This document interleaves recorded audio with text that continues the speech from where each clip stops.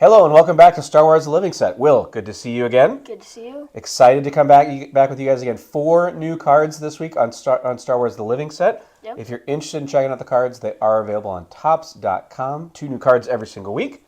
Again, all the artwork this week provided to you by Chris Penix. Shout out to Chris for doing another amazing job on these 4 cards. All right, we're getting closer to card number 100. We're going to do a special episode at that point. We're not going to kind of talk about what it is for now, but we'll definitely excited. We'll get 2 more cards after this week for that one.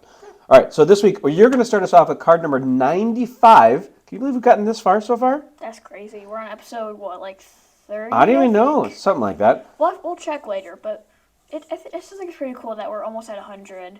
It is cool. We started this in, March, I think, somewhere around there. I don't even think it was that long ago, but that's okay. Yeah, all right. But it's been super fun. Card number 95, Jango Fett from Attack of the Clones. Tell us about this card. So Jango Fett is obviously very iconic because he added a lot of backstory to Boba Fett. Yeah. Because at first we were like, okay, there's this weird bounty hunter dude, and we kind of talked about that when we had his card. Yep. Nobody knew who he was, and when they released the prequels, yep, Jango Fett added a lot more backstory and a lot more awesomeness than there already was to Boba Fett. Yeah, tons of stuff that came from that, right? You think of where the clones came from. You think of who Boba Fett was, who Jango Fett was. There was just so much backstory and that opened up into the Star Wars universe.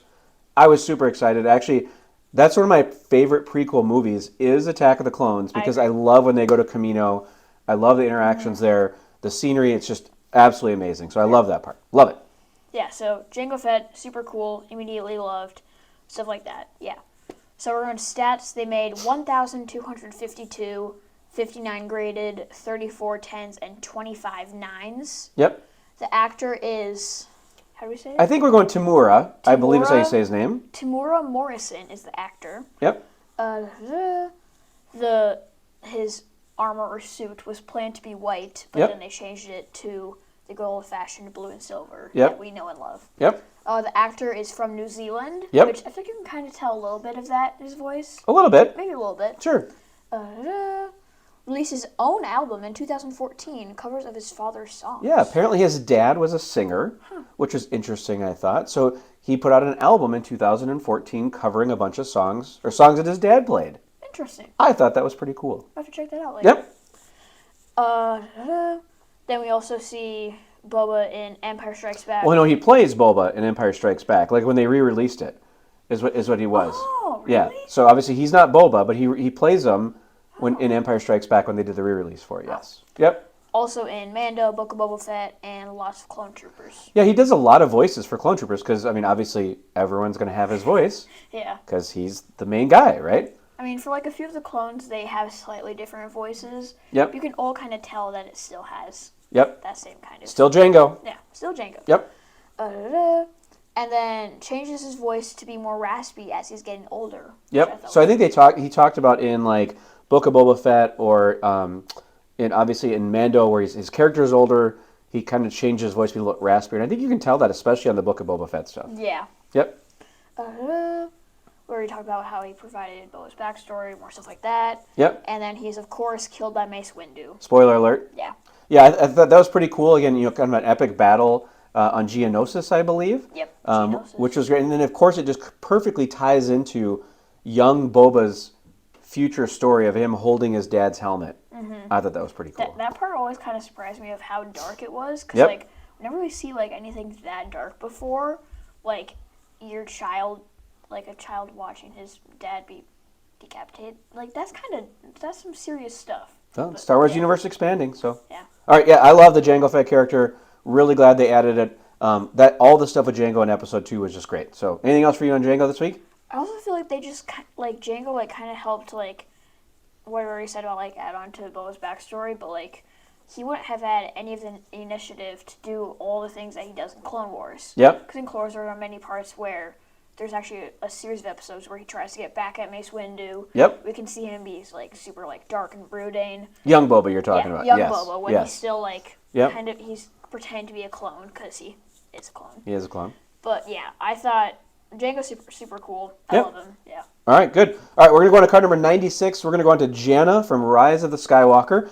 If you remember, she is the character when they land to try to go find the Wayfarer on the crashed Star Destroyer. she's the main character there, riding some sort of weird horse, ram, Yeah. goat creature thing. I don't know what it is, but it looks kind of cool. Not really sure what it is either. So let's do some quick stats on her. They made 1,074 of that card. 54 been graded by PSA, 19 10s, and 23 9s. Now, the actress is a woman named Naomi Ackie. I apologize if I said her last name incorrectly. She was also Whitney Houston in the Whitney Houston movie. No idea who that is, but okay. You know who Whitney Houston is. Gonna love somebody like Leah sings that stuff all the time. You know who she. Oh, Yeah. her. Want to dance with someone?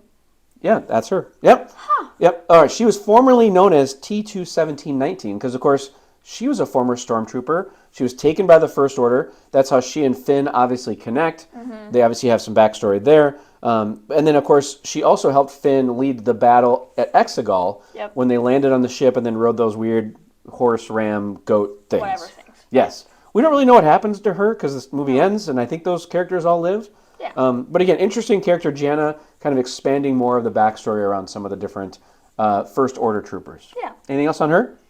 I don't think so. I think it was just super cool how she and Finn connected. Yes. And how, like, you could kind of tell. Yep. Like, where I was like, okay, I think these people are past stormtroopers. Yep. Because, like, she has, like, that, like, it looks like some sort of stormtrooper armor, like, on her forehead, which I think looks super cool. Yep. But yeah, I think she's a super cool character.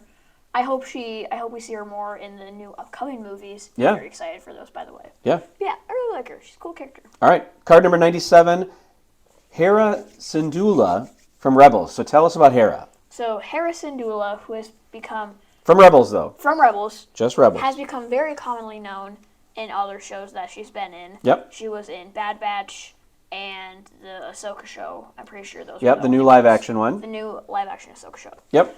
But we're going to talk about those ones later. Okay. Right now we're focused on Rebels Hera. Our first one is stats. They made 1,131. 29 have been graded. 10 PSA 10s and 16 PSA 9s. Yep. The voice is Vanessa Marshall. Voice Hera in Rebels. Is she in Clone Wars? Yep. Apparently. At some point. That's what they said. Oh, she is, yes. Yep. Okay. So she's in Bad Batch, Rebels, and Clone Wars. And, wait. She's in a bunch of different things. Anyway, she is, of course, the widow of Kanan Jarrus. Spoiler alert. Who then very sadly dies. Yep. Saddest moment in Star Wars history. Not really. Wow. That's a strong statement. It's not really, but it's still very sad. Okay. So yeah, and then she of course has her son that we then really meet in the new Ahsoka show. Yep. Named Jason Syndulla. Yep. Who does seem to have some sort of Force abilities. Maybe. Which I'm hoping. We'll have to wait and see. That escalates like pretty cool. Yep. Her outfit is very, very unique. It is very unique, yeah. Is kind of based off like a mix of like an X-wing and a World War II pilot. Yeah, that's kind of how they did the different parts of it and kind of pieced it together, but that's what it said, which I think it's pretty cool looking. I think it's very iconic. When you see that, you always think Hera. Yeah. Yep. In Rogue One, she was actually overheard as being called General Syndulla. Yeah, so not that name. We don't hear her. We don't hear her, but we hear her being like called to do something. Yeah, she's getting paged to some sort of meeting room. Yeah. So if you think about Rogue One, when they're on Yavin 4, and there's they're in the docking bay, there's all these things happening, and you hear the overhead page of General Syndulla to whatever room, and they actually confirmed that was supposed to be in there, and it was actually kind of to tie in her story, which I thought was really, really cool. Including with that, we actually see her ship, the Ghost, Yep. on many occasions. We do. see it in Rogue One. We see it very briefly at the Battle of Exogal. So Yep. we know That's right, yeah. We know that she has been way through basically all Star Wars timeline. Yep. Yeah. Where were we? She's in the live version of Ahsoka. Yep, live version, different person. Yep. But still. We'll get to that one later. Get to that one later. Yep. And then she is in the 2022 Entertainment Weekly number 27 of Top's 100 Star Wars characters. Yeah, that's apparently what, and according to Entertainment Weekly in 2022, they ranked her as the 27th top Star Wars character, which, obviously I had not seen Rebels before. I saw her in Ahsoka before I saw her in Rebels. I really like the character in Rebels, right? Kind of the leader of the group there, obviously with Kanan. Definitely an interesting character, and I'm excited. I thought they did a really good job with the live version, and I'm excited to watch more Rebels to get to know her more. Yeah. Cool. Anything else on Ahsoka? I'm sorry, on Hera. Not Anything else Ahsoka on Hera? yet. I don't think so. Just super cool character. Yep, definitely cool. Very excited to have her do some more live action stuff as well. Yeah. All right, card number 98 from Return of the Jedi, Jabba the Hutt. Now, when you think about Jabba the Hutt, there's so much stuff going on there, right? So much stuff. So when you think about when they made Return of the Jedi, and they think about how they had to do the character and how they had to have all these props and puppeteers. We'll get into that in just one second. First off, they made 1,395. 35 have been graded by PSA, 29 10s, and only 4 9s. Apparently only 4 9s, which is interesting. So the voice of Jabba the Hutt was actually Larry Ward. So when I say the voice, because of course when we think of Jabba the Hutt, the original Jabba the Hutt was this gigantic 1-ton character that had a bunch of puppeteers inside of it. We'll put a little picture up here. It's actually pretty cool how they did it. Puppeteer for the tail, puppeteer for the arms, a puppeteer for the eyes, all of that stuff going on, right? However, the original scene, when they actually originally filmed it, was actually with a guy named Declan Mulholland. Now, we would have never known anything about this person, except for when they re-released Return of the Jedi. Of course, now there's this famous scene right by, at Docking Bay 94, I believe, right by where the Millennium Falcon is. And when we first came over, like, Jabba's there? What is happening? Actually, that's in A New Hope. Yes, I apologize. Yeah. Yes. But I mean, they kind of brought him back there, which was really, really interesting, right? Yeah. So all of a sudden, here's this guy, because when they originally filmed it, it was just a guy. Mm-hmm. Like a guy walking around. Not a big snake-looking thing, but a guy. Yeah. And so there's that cut scene of him walking around, and of course, they had to then go back and change all those scenes, and then Lucas ended up re-releasing it. I thought it was really, really cool, because you also see, Boba's there, you see these other bounty hunters that are there, but pretty controversial on how they actually did it. Apparently what they were going to do was Declan Mulholland, the guy who was actually the live Jabba, he was just going to be a placeholder until they added more stuff in. Lucas ended up not releasing it. He said that he was actually really disappointed, and if he could redo it now with today's technology, they would not have made Jabba a puppet. They would have made all CGI, which, of course, makes sense. Mm-hmm. But it's always interesting when you see that scene, of course, because Han walks behind the live-action guy, but then when they had Jabba there, we had to go, well, how does he get over his tail? Mm-hmm. So they did the whole, up and over 8-bit looking graphic thing, which was kind of sketchy, but still pretty cool. So it works. Yeah, but that was definitely an interesting one there. We'll definitely add some pictures around how they kind of did the puppeteer part for it. So of course Jabba is also mentioned in Empire Strikes Back by Greedo, as well as by Han. Right, they're talking about him owing money to Jabba, which is always a fun one. He's also seen in Episode 1 at the pod races. Yep. Right, so he's there for that one. Looks a little different. Looks a little different. Yeah, maybe a younger, fitter Jabba. I don't know. Maybe he's been working out. And then of course he's also in Spaceballs as Pizza the Hutt, different character. Now at the end when Jabba dies, again spoiler alert. Interestingly, it was based on a death in a movie called The Godfather, which you have not seen. No. One of the henchmen, Luca Brasi, who ends up dying by getting choked, just like Princess Leia chokes Jabba the Hutt here. Mm-hmm. But again, I thought it was pretty interesting when you think about, of course, how they did Jabba with all the puppets, how Jabba dies, the legend of Jabba, which is now still carried on into other shows. Mm-hmm. Even when he's dead, they mention him a ton in Book of Boba Fett. And then we get to see other Hutts in Boba Fett, which is of course just I think a really, really cool part of that movie or that show. So again, another great episode or great card with Jabba the Hutt this week. That's card number 98 for us. Anything else on him for you? Very iconic.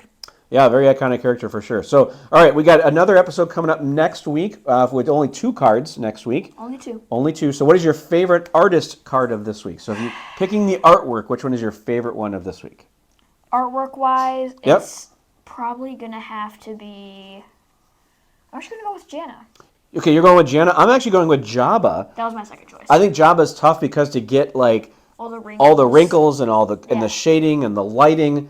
I thought Chris Penix just did a really good job on this one. So, again, thank you guys for watching our show. We appreciate it. Leave us any comments that you may have. Again, check out Topps.com every Tuesday. New cards come out. And again, shout out to Chris Penix, who does artwork on all 4 of these cards. So, thanks again, guys. We'll see you soon.